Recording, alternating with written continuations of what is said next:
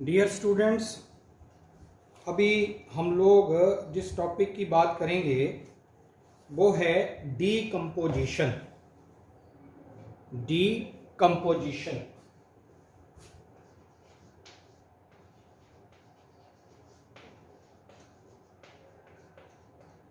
मैंने आपको एक चीज बोली थी कि जो इकोसिस्टम है, इकोसिस्टम के अंदर जो की फंक्शनल एस्पेक्ट्स हैं उनमें एक तो है प्रोडक्टिविटी। उसके बारे में हमने बात की थी, उसकी different types, primary productivity, secondary productivity. फिर उसके बाद सेकंड जो हम अभी बात करेंगे डीकम्पोजिशन। थर्ड है continuous supply of energy flow in an ecosystem.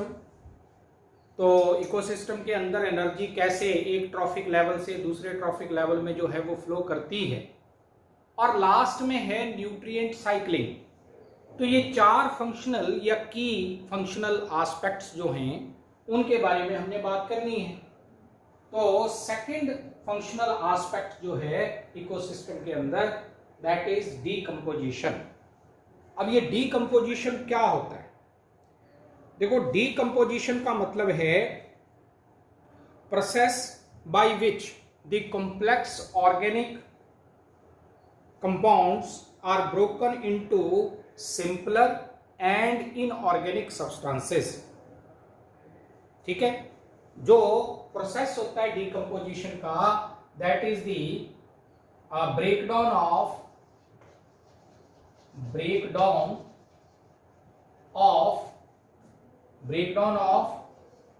complex organic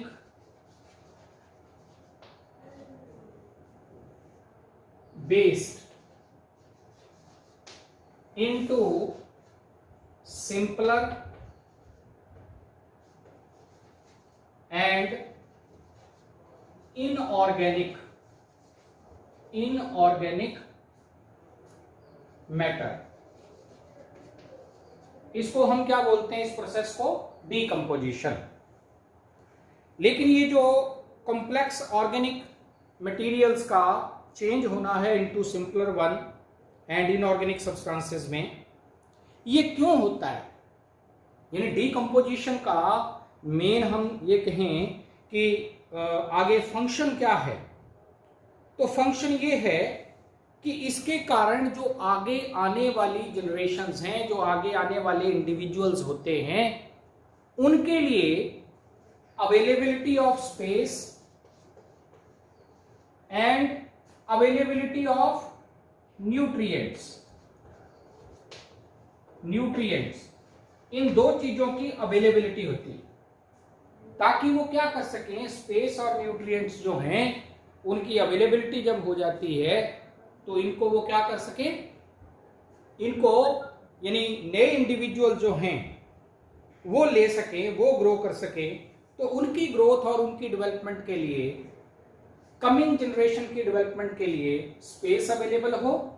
तो जो ओल्डर ऑर्गेनिजम्स होंगे, पहले से जो ऑर्गेनिजम्स होंगे, उनकी डेड बॉडी से पूरे का पूरा जो है इन्वायरमेंट या इकोसिस्टम जो है वो भरा ना रह जाए, तो उनकी डेड बॉडीज को रिमूव करना, उनकी जो एक्सक्रीटरी मैटर है, उनका जो एक्सक्रीटा है, उसको डीकम्पोज ऑफ करना, ये by the process of decomposition ही होगा। तो एक तो स्पेस और दूसरा उनकी जब डीकम्पोजिशन होगी तो न्यूट्रिएंट्स अवेलेबल होंगे फॉर रीयूटिलाइजेशन। तो रीयूटिलाइजेशन के लिए न्यूट्रिएंट्स की अवेलेबिलिटी होगी, ये बेनिफिट है। फिर आते हैं, नेक्स्ट है मैकेनिज्म ऑफ डीकम्पोजिशन। डीकम्पोजिशन का मैकेनिज्म क्या है, कैसे होती है ये डीकम्पोजिशन? तो अलग अलग स्टेप्स हैं। इसमें सबसे पहला स्टेप जो आता है दैट इज फ्रेगमेंटेशन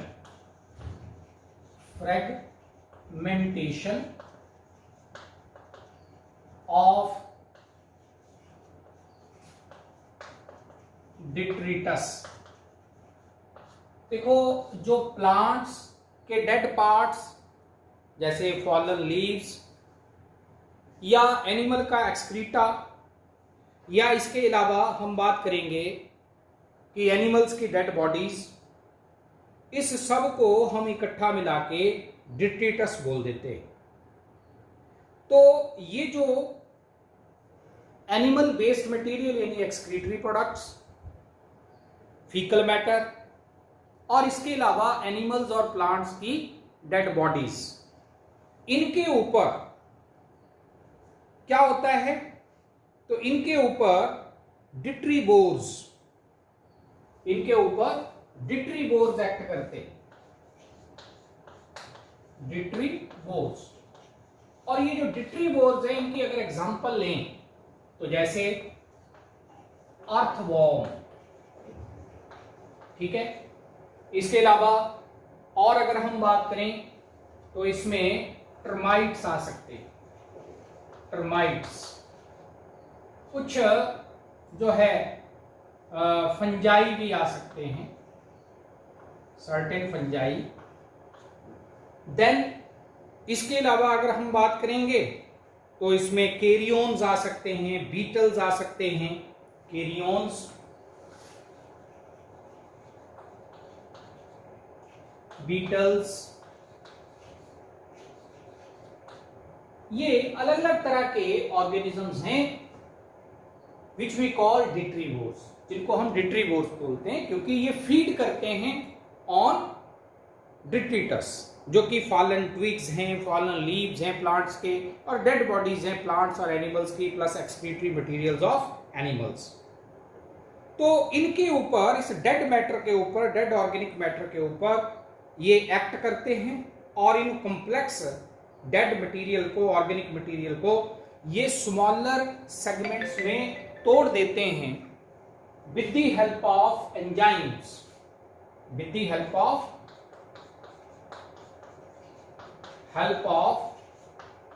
एंजाइम्स।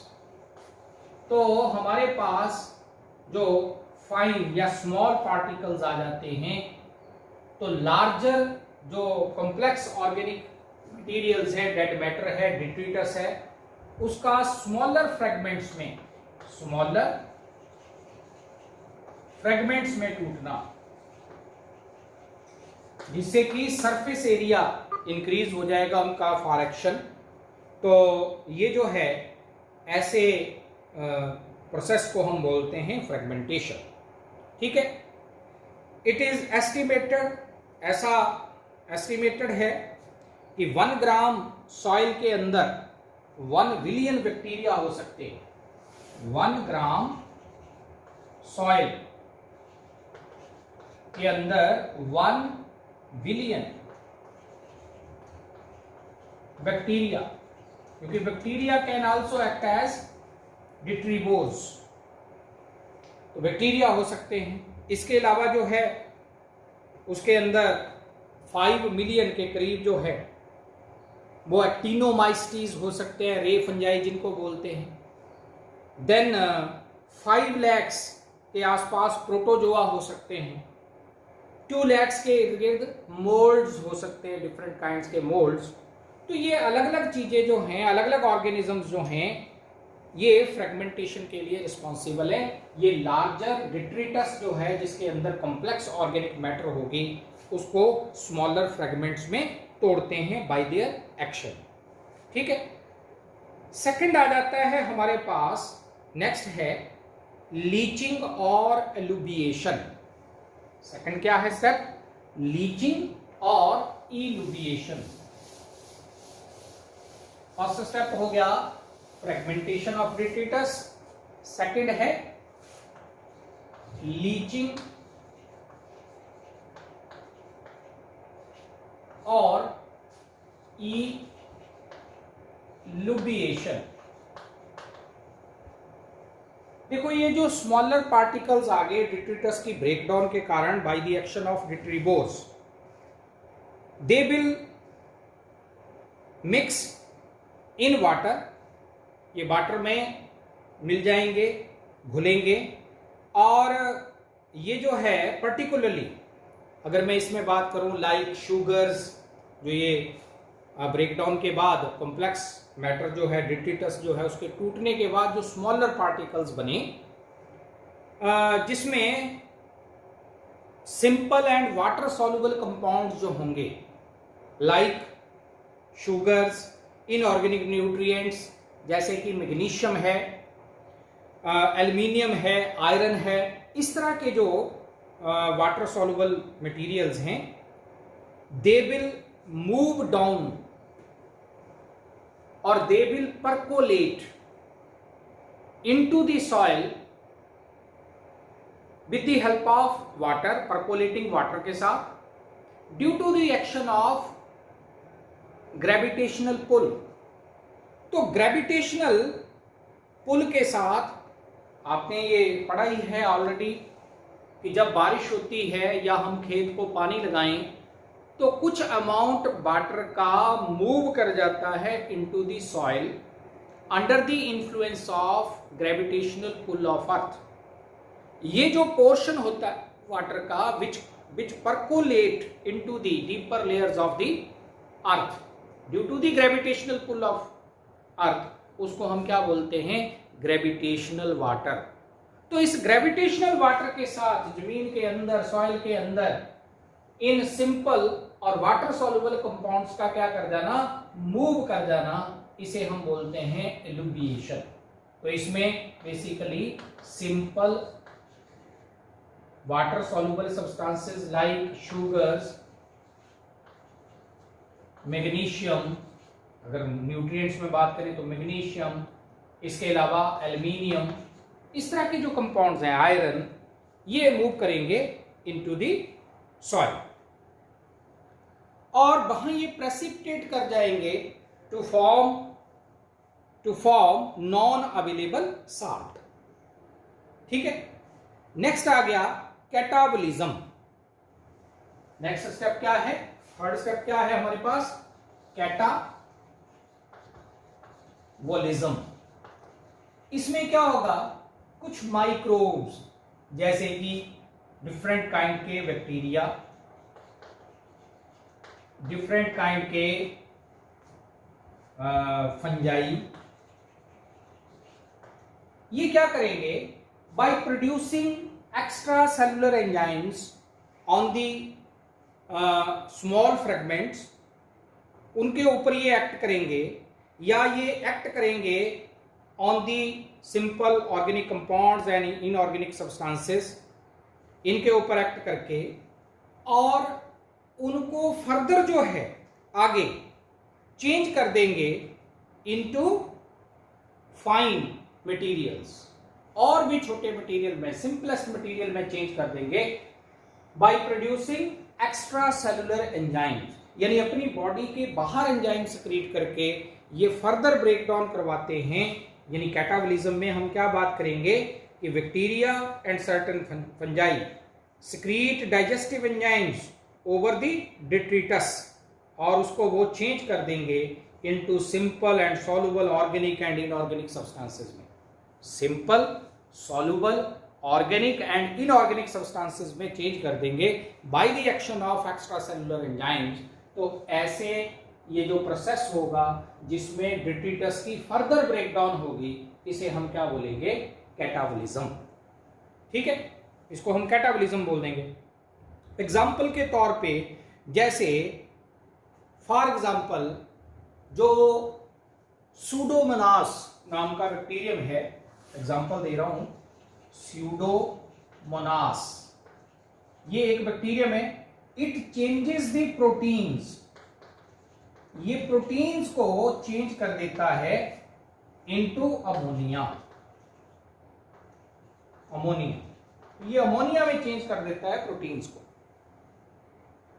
तो ऐसी एग्जाम्पल तो अलग अलग स्पेसिफिक काइंड के बैक्टीरिया जो हैं वो वर्क करते हैं। नेक्स्ट आते हैं फिर इसके बाद अगला, नेक्स्ट जो है that is humification. Next step क्या है? फोर्थ स्टेप हमारे पास ह्यूमिफिकेशन। ह्यूमिफिकेशन ह्यूमिफिकेशन होता है formation of humus, formation of humus, formation of humus. अब ये क्या है? तो देखो, ह्यूमस जो है ये एक अमॉर्फस डार्क ब्राउन कलर का सब्सटेंस होता है और इसकी फॉर्मेशन को हम ह्यूमिफिकेशन बोलते हैं। ये ऑर्गेनिक मैटर इसमें बहुत ज़्यादा होती है और ये रिच होता है लिग्निन और सेलुलोज में। It is rich in lignin. Humus के अंदर क्या है? Lignin and cellulose.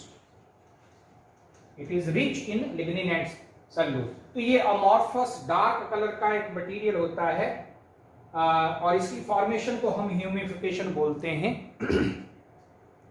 इसमें आगे कुछ बात करें अगर, तो सिंप्लीफाइड डिट्रिटस जो आफ्टर दी कैटाबोलिज्म आ गया, पहले तो फ्रेगमेंटेशन हुई, उसमें से फिर simple water soluble material move करके into the soil, gravitational pull of earth के कारण उसे हमने एलुबिएशन या लीचिंग कह दिया। लेकिन उस डिट्रिटस की फर्दर ब्रेकडाउन करवा दी तो उस प्रोसेस को हमने नाम क्या दिया? कैटाबोलिज्म। और जो ऑर्गेनिज्म उसके लिए रिस्पॉन्सिबल हैं उन्हें हम क्या बोलेंगे? जैसे ये बैक्टीरिया या फंजाई, इनको हम बोलेंगे डीकंपोजर्स। डीकंपोजर्स, इन्हें हम डीकंपोजर्स बोलेंगे। जो फ्रेगमेंटेशन करवा रहे हैं वो डिट्रीवोर्स है, ठीक। अब इस सिंपल ऑर्गेनिक और इनऑर्गेनिक मटेरियल का आगे एक डार्क ब्राउन अमॉर्फस मटेरियल में कन्वर्ट हो जाना, सिंप्लीफाइड डिट्रिटस का चेंज हो जाना into dark coloured amorphous substance humus, इस प्रोसेस को हम बोलते हैं ह्यूमिफिकेशन, ठीक है। तो ह्यूमस के अंदर क्या है? तो मैंने बोला है simplified organic and inorganic materials हैं और ये रिच होता है इन लिग्निन एंड सेलुलोज, ठीक है। अब हाईली रेजिस्टेंट होता है टू दी माइक्रोबियल एक्शन। इसके ऊपर, ह्यूमस के ऊपर माइक्रोब्स का एक्शन जो है वो काफी कम होता है। It is highly resistant to microbial action. क्यों? क्योंकि लिग्निन एंड सेलुलोज ये दोनों ही रेजिस्टेंट किस्म के मटेरियल्स हैं, इजिली डीकंपोज ऑफ नहीं होते। और इस ह्यूमस से फिर क्या होगा? इस ह्यूमस से न्यूट्रिएंट्स धीरे धीरे करके सॉइल के अंदर रिलीज होते हैं। तो it acts as reservoir for nutrients. Slowly इससे न्यूट्रिएंट्स रिलीज होते रहते हैं and it makes the soil more softer and porous, ताकि इजिली जो है वो प्लांट्स की रूट्स जो हैं वो क्या कर सके? एक किस्म की पेनिट्रेट कर सके सॉइल के अंदर। Plus it maintains the moisture of the soil. ये सॉइल के मॉइस्चर को बनाए रखता है, सॉइल को सॉफ्ट बनाए रखता है और धीरे धीरे इसमें से न्यूट्रिएंट्स रिलीज होते रहते हैं because it is highly resistant material. तो ये प्रोसेस हो गया ह्यूमिफिकेशन। और लास्ट स्टेप है मिनरलाइजेशन। वैसे इसकी बात मैंने कर ही ली है साथ में ही ह्यूमिफिकेशन के ही। तो फोर्थ स्टेप है मिनरलाइजेशन। फिफ्थ स्टेप मिनरलाइजेशन क्या होता है? तो release of minerals from the humus. Humus में से स्लोली जो है मिनरल्स का रिलीज होना, इनऑर्गेनिक सब्सटेंसेस जैसे वाटर, कार्बन डाइऑक्साइड और न्यूट्रिएंट्स जैसे ammonia, calcium, magnesium ions, ammonium ions, calcium ions, magnesium ions, potassium ions, इनका ह्यूमस में से रिलीज होना। कार्बन डाइऑक्साइड प्लस वाटर, ये जो मतलब इनऑर्गेनिक सब्सटेंसेस हैं, और न्यूट्रिएंट्स की बात करें तो calcium ions, magnesium ions, potassium ions और अमोनियम आयन जैसे न्यूट्रिएंट्स का रिलीज होना from the humus, that is called as mineralization, जिससे कि सॉइल के अंदर मिनरल्स की रीअवेलेबिलिटी होती है। रीअवेलेबिलिटी, ठीक है। अब सिग्निफिकेंस ऑफ डीकम्पोजिशन, लेकिन उससे पहले आप एक फ्लो चार्ट के जरिए ऐसे भी समझ सकते हैं कि डीकम्पोजिशन बेसिकली है क्या। तो डीकम्पोजिशन है, सबसे पहले ये हमारे पास था डिट्रीटस,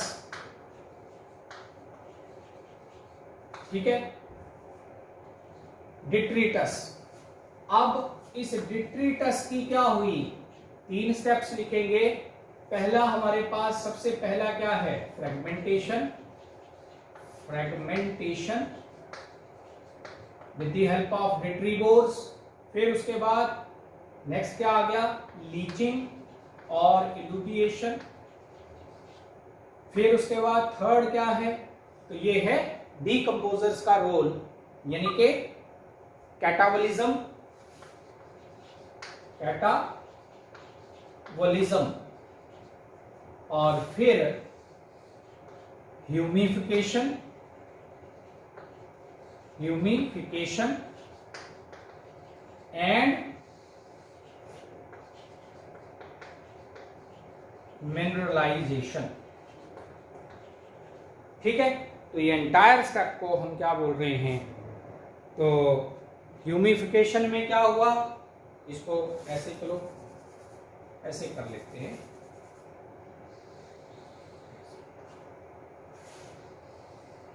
इससे क्या बना, ह्यूमस, और इससे क्या बना, लास्ट में मिनरल्स की एडिशन हुई, यानी कि न्यूट्रिएंट्स रिलीज हुए, न्यूट्रिएंट्स। तो ये हमारे पास जो है ये डीकंपोजिशन का ओवरऑल फ्लो चार्ट समझने के लिए।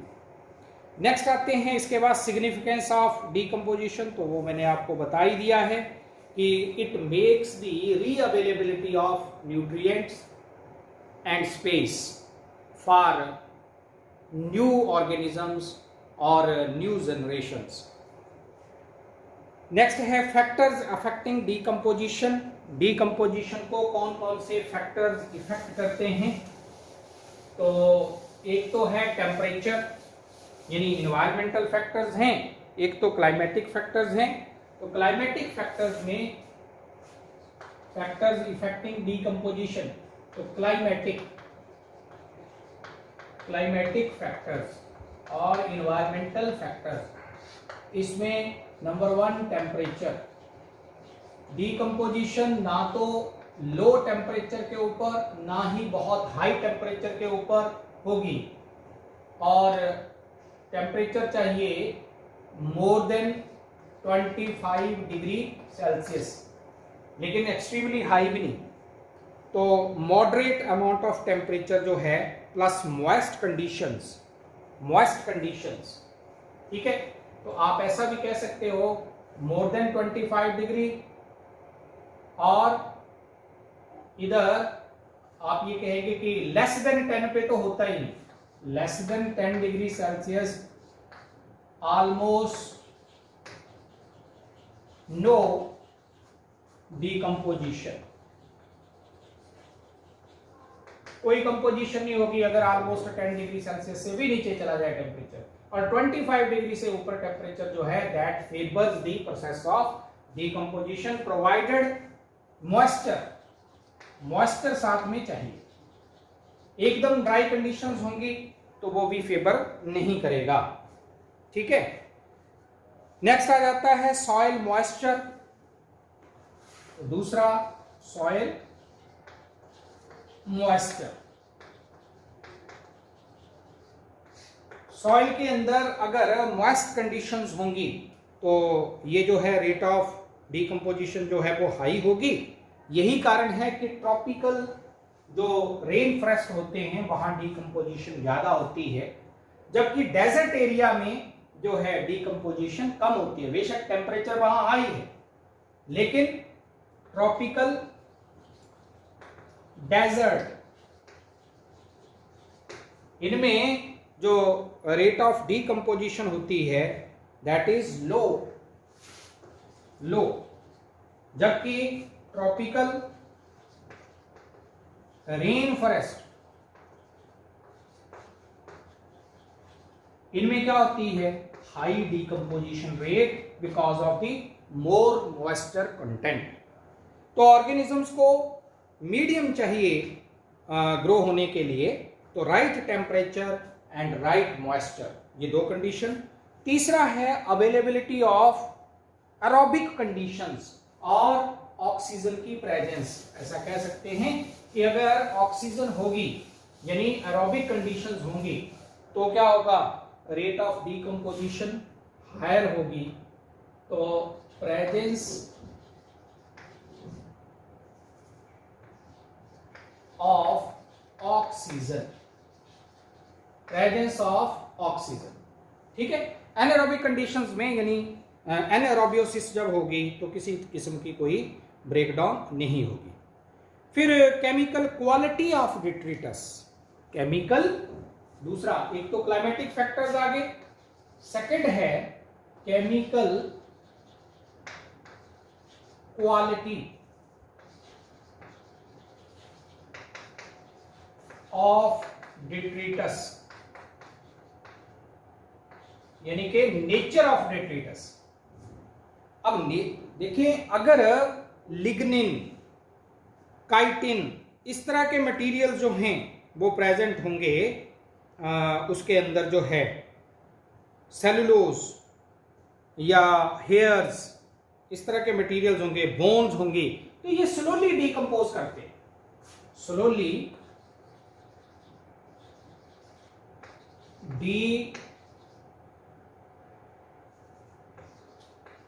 कंपोजिंग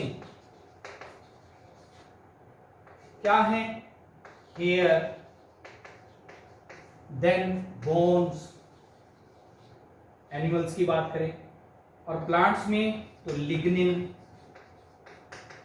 सेलुलोज, इसी तरह से काइटिन, ये मटेरियल स्लो डिकम्पोजिंग मटेरियल्स है। और fast decomposing, fast decomposing materials हैं, जैसे अगर कार्बोहाइड्रेट्स होंगे, कार्बोहाइड्रेट्स, देन प्रोटीन्स,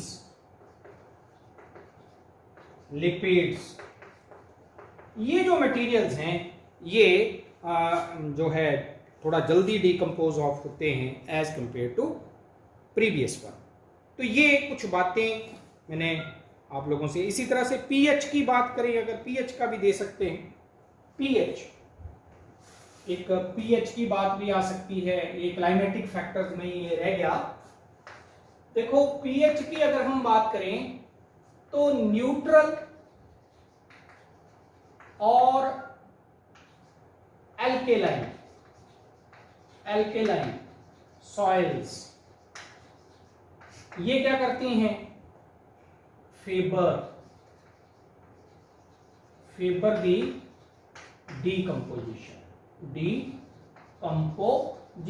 यानी इनमें डिकम्पोजिशन फास्टर होती है, जबकि एसिडिक सॉइल जो हैं उनमें डिकम्पोजिशन स्लो रेट के साथ होती है। तो ये कुछ हमने बातचीत की है ये डिकम्पोजिशन के बारे में। तो इसके साथ ही ये टॉपिक हमारा ख़त्म हो गया।